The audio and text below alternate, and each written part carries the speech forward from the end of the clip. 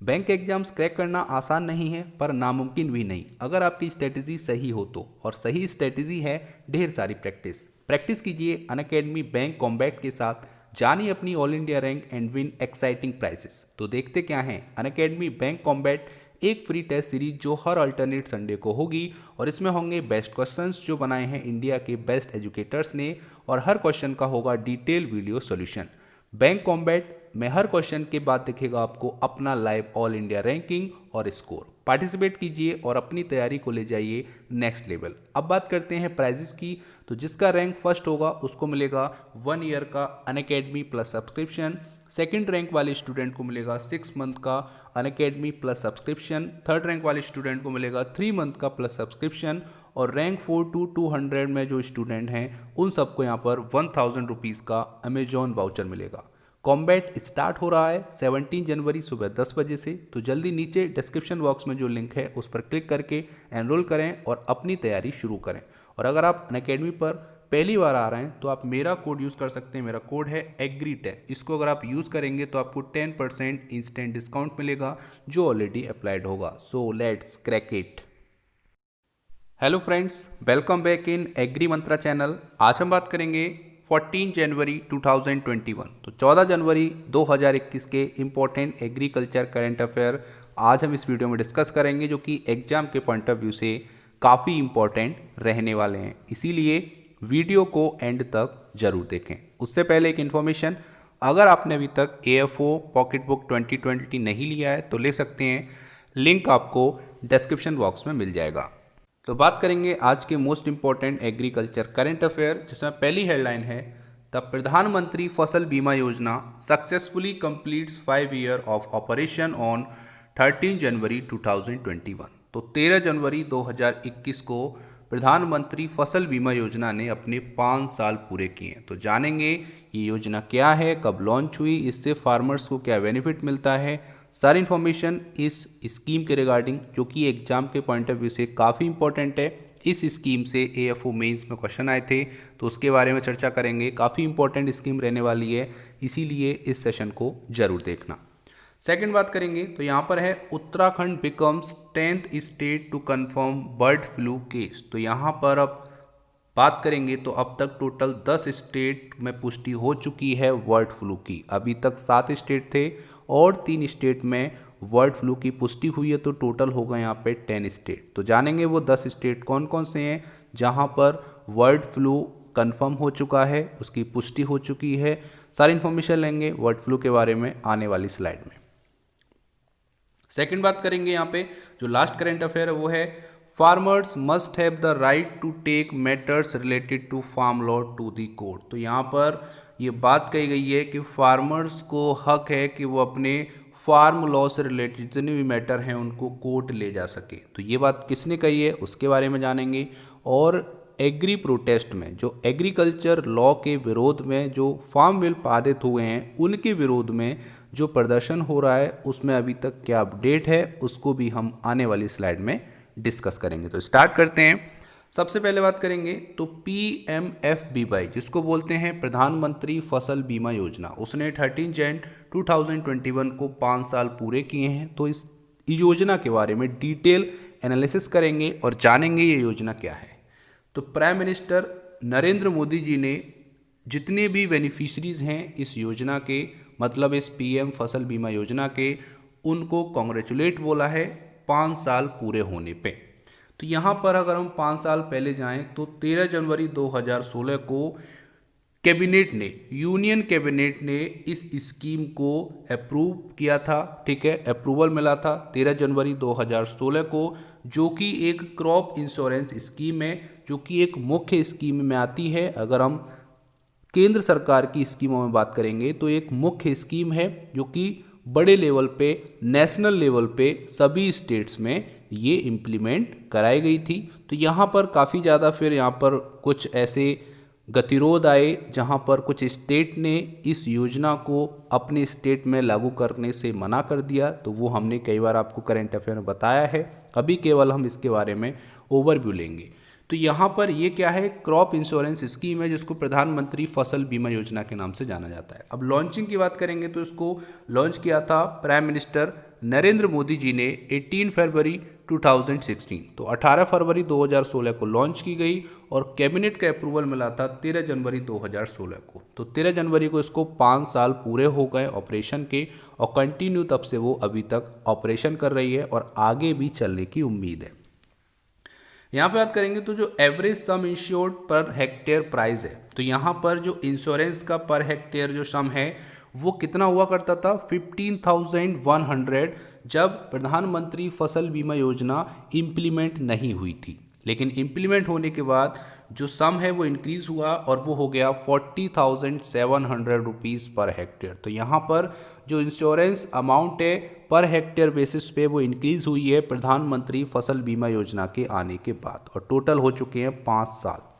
यहाँ पे बात करेंगे तो the scheme cover over 5.5 crore farmer application year on year. तो साल दर साल यहाँ पे 5.5 करोड़ लोगों को, फार्मर्स को ये स्कीम कवर करती है। और अगर हम अभी तक की बात करेंगे तो टिल डेट यहाँ पर 90,000 करोड़ के क्लेम जो कि पेड आउट कर चुकी है फार्मर्स को इस स्कीम से। इतने लोगों को मतलब है कि इतने करोड़ जो रुपया है वो किसानों के खाते में भेजा गया है उनके इंश्योरेंस का, अगर उनकी फसल बर्बाद होती है, ख़राब होती है तो।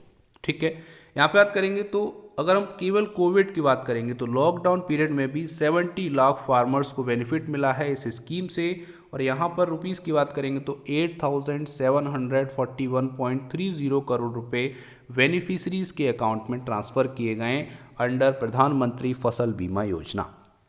अगर हम बात करेंगे तो ये योजना बहुत इंपॉर्टेंट है। यहाँ से क्वेश्चन आया था, सीधे सीधे पूछ लिया गया था कि खरीफ क्रॉप के लिए और रबी क्रॉप के लिए कितना % प्रीमियम फार्मर को पे करना पड़ता है। तो खरीफ क्रॉप के लिए जितनी भी खरीफ क्रॉप है उसके लिए ओवरऑल का 2% जो प्रीमियम है, इंश्योरेंस अमाउंट का प्रीमियम है, वो किसान को पे करना पड़ता है। Remaining government of India bear करती है।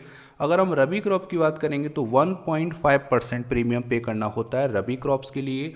और जितनी भी एनुअल कमर्शियल और हॉर्टिकल्चर क्रॉप हैं उसके लिए एज ए प्रीमियम देना पड़ता है 5%। तो ये 3% हैं जहां पर अलग अलग क्रॉप के लिए अलग अलग प्रीमियम डिसाइड किया गया है। तो यहीं से AFO मेंस में क्वेश्चन आया था कि रबी खरीफ के लिए कितना प्रीमियम पे करना पड़ता है अंडर प्रधानमंत्री फसल बीमा योजना। तो आपको तीनों याद कर लेने हैं, खरीफ के लिए 2%, रबी के लिए 1.5% और कमर्शियल और हॉर्टिकल्चर क्रॉप के लिए 5% प्रीमियम पे करना होता है अगर आप फसल का इंश्योरेंस कराना चाहते हैं तो। इसमें काफ़ी स्टेट थे जिन्होंने किनारा किया है इस स्कीम से, जिन्होंने अपनी खुद की जो स्कीम थी वो अप्लाई की हैं अपने अपने स्टेट में, जो कि मैंने आपको डिटेल में कई बार आपको बताया है। तो इतना आपको पता रखना है इस स्कीम के बारे में, जो कि एक मुख्य स्कीम है पॉइंट ऑफ व्यू अगर हम एग्जाम का लेके चलेंगे तो अगर आप एग्जाम की तैयारी कर रहे हैं तो इस स्कीम को थोड़ा सा सीरियसनेस के साथ पढ़ना। ठीक है, काफ़ी इंपॉर्टेंट है, इसीलिए मैंने इस पर जोर दिया है। आगे चलते हैं और बात करेंगे। Uttarakhand becomes 10th state to confirm bird flu. तो उत्तराखंड 10वां भारत का ऐसा राज्य बन गया है जहां पर बर्ड फ्लू की पुष्टि हुई है। तो जान लेते हैं इसके बारे में। तो सबसे पहले बात करेंगे तो मंडे को सेंट्रल गवर्नमेंट ने एक स्टेटमेंट दिया है और यहाँ पे कंफर्म किया है कि टोटल 10 स्टेट्स में बर्ड फ्लू एंटर हो चुका है, पुष्टि हो चुकी है। इसीलिए यहाँ पर अब सरकार ने निगरानी बढ़ा दी है, जितनी भी वाटर बॉडीज़ हैं उसके अराउंड में, जितने भी लाइव बर्ड मार्केट हैं, जूज़ हैं और पोल्ट्री फार्म है, तो इनके आसपास जितने भी ये कवरेज है उतने कवरेज में यहाँ पे निगरानी बढ़ा दी गई है। और यहाँ पर अलर्ट जारी किया गया है इन स्टेट्स को जहाँ पर बर्ड फ्लू फैला है, जहाँ पर पुष्टि की है। आगे बात करेंगे तो जनवरी 11 2021 तक यहाँ पर 10 स्टेट ऐसे हैं जहाँ पर बर्ड फ्लू की पुष्टि हुई है, जिसमें अगर हम बात करेंगे तो ये स्टेटमेंट दिया है department of animal husbandry and dairying, जिन्होंने अपने स्टेटमेंट में कहा है कि 11 जनवरी तक 10 स्टेट में बर्ड फ्लू कंफर्म किया गया है कि वहाँ पर बर्ड फ्लू एंटर हो चुका है। आगे बात करेंगे तो 10 जनवरी तक केवल 7 स्टेट्स में ही बर्ड फ्लू की पुष्टि हुई थी, जिसमें केरला, राजस्थान, मध्य प्रदेश, हिमाचल प्रदेश, हरियाणा, गुजरात और उत्तर प्रदेश शामिल थे। लेकिन मंडे को, अगर हम मंडे की बात करेंगे तो यहाँ पर 3 स्टेट और यूनियन टेरिटरी भी इसमें ऐड हो गए, तो अब दिल्ली, उत्तराखंड और महाराष्ट्र, ठीक है।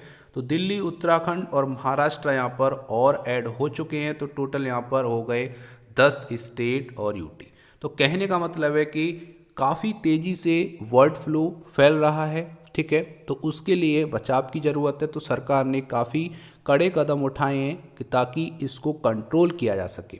आगे बात करेंगे तो यहाँ पर सेंट्रल गवर्नमेंट ने सीधे सीधे बोला है कि आप एडिक्वेट स्टॉक रखो पीपीई किट का। तो यहाँ पे बोला जा रहा है कि हर चीज़ का आपके पास स्टॉक होना चाहिए, चाहे वो पीपीई किट हो या फिर एसेसरीज हो, जिसको कलिंग ऑपरेशन के लिए हमको उसकी ज़रूरत होती है। कलिंग ऑपरेशन क्या है कि जो पक्षी या जो भी बर्ड्स बीमार हैं उनको ख़त्म करना, उनको दूर करना, जो स्वस्थ पक्षी हैं, ठीक है, उनसे उनकी दूरी बनाना, उनको सेफ रखना ही कलिंग ऑपरेशन कहलाता है। तो कहने का मतलब है कि अगर कहीं पे बर्ड फ्लू के चांसेस हैं तो क्या किया जाता है कि जिनको बर्ड फ्लू हो गया है उनको नष्ट कर दिया जाता है, उनको डिस्ट्रॉय कर दिया जाता है, बाकी जो सेफ हैं उनको बचा लिया जाता है। तो इस ऑपरेशन में पीपी किट की भी काफ़ी रिक्वायरमेंट होती है और भी एसेसरीज चाहिए होती हैं। तो इसके लिए सरकार ने सीधे सीधे यहाँ पे आदेश दिए हैं कि उसकी आप एडुकेट स्टॉक बना के रखें ताकि कोई फ्यूचर में कमी ना हो, ये यहाँ पे बात की गई है।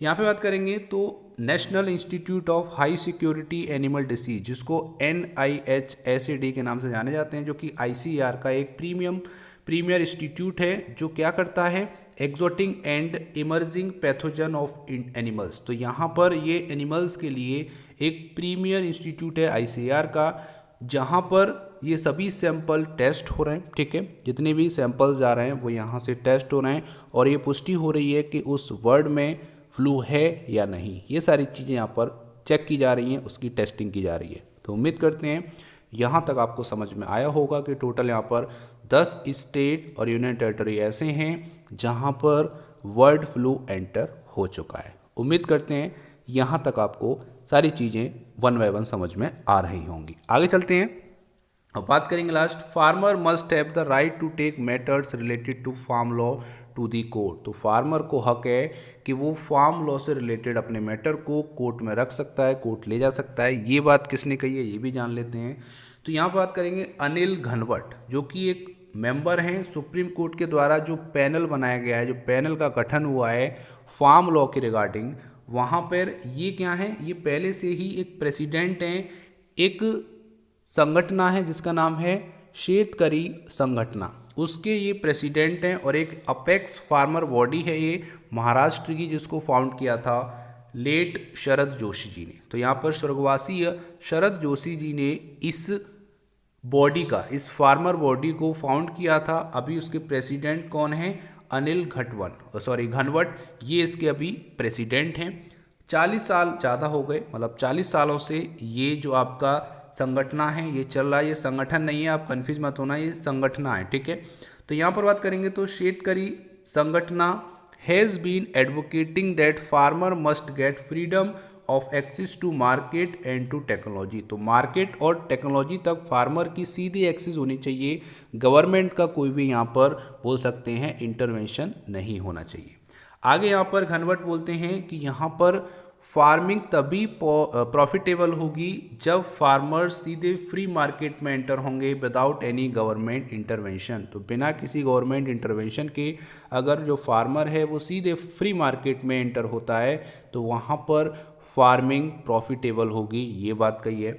यहाँ पे बात करेंगे तो जैसे ही SC ने अपॉइंट किया इनको as a member of panel, यहाँ पर काफ़ी जो ग्रुप्स थे, जो फार्मर ग्रुप्स थे, जो यूनियन फार्मर ग्रुप्स थे, वो काफ़ी अपोज करने लगे, क्योंकि पहले से ही अनिल घनवट जो हैं वो कृषि कानून जो आए हैं उनको सपोर्ट कर रहे हैं। तो इसी कारण से जो किसान यूनियन है और कुछ किसान है वो कंटिन्यू इसका विरोध कर रहे हैं जब से इनको उस पैनल का मेंबर घोषित किया गया है, चुना गया है।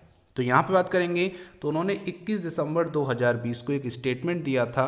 तो उन्होंने यहाँ पे बोला था don't withdraw agri reform law instead make amendment. तो यहाँ पे मतलब है कि इनको रिफॉर्म करने, जो विड्रॉ करने की ज़रूरत नहीं है, केवल हम इसमें अमेंडमेंट कर सकते हैं, जो कि फार्मर्स के लिए ये बिल काफ़ी यूज़फुल है। ये शेतकरी संगठना ने अपना स्टेटमेंट दिया था 21 दिसंबर को, ठीक है।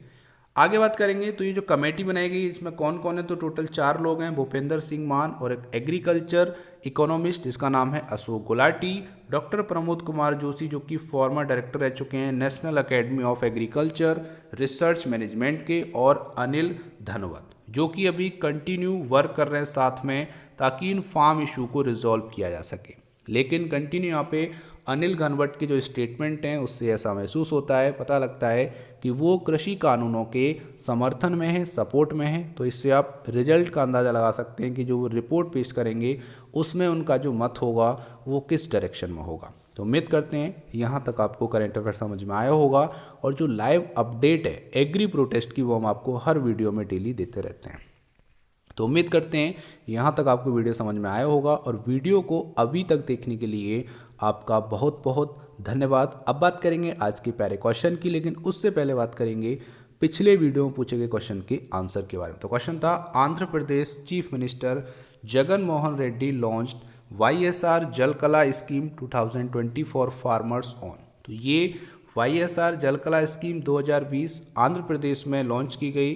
वहाँ के CM जगन मोहन रेड्डी जी ने इसको लॉन्च किया 28 सितंबर 2020, 28 सितंबर 2020 को इस स्कीम को आंध्र प्रदेश में लॉन्च किया गया था। तो आपको याद रखना है, काफ़ी इंपॉर्टेंट स्कीम है।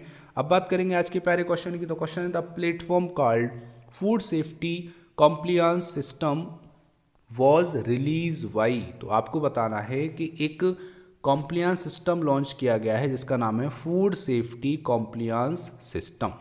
इसको किस ऑर्गेनाइजेशन ने रिलीज़ किया है, ये आंसर आपको कमेंट बॉक्स में लिख के भेजना है। क्वेश्चन थोड़ा सा टफ है लेकिन उम्मीद करते हैं आपको आंसर आता होगा। तो जल्दी से टाइप कीजिए आंसर और भेज दीजिए हमारे चैनल पर। हम आपके वैल्यूएबल कमेंट का बेसब्री से इंतजार कर रहे हैं। ये था आज का इंपॉर्टेंट सेशन। वीडियो को देखने के लिए धन्यवाद। वीडियो को ज़्यादा से ज़्यादा लाइक करो और वीडियो को शेयर करो। इसका PDF आपको हमारे टेलीग्राम चैनल और व्हाट्सएप ग्रुप पे मिल जाएगा, जिसकी लिंक आपको डिस्क्रिप्शन बॉक्स में दे दी है। So thank you for watching. जय हिंद, जय भारत।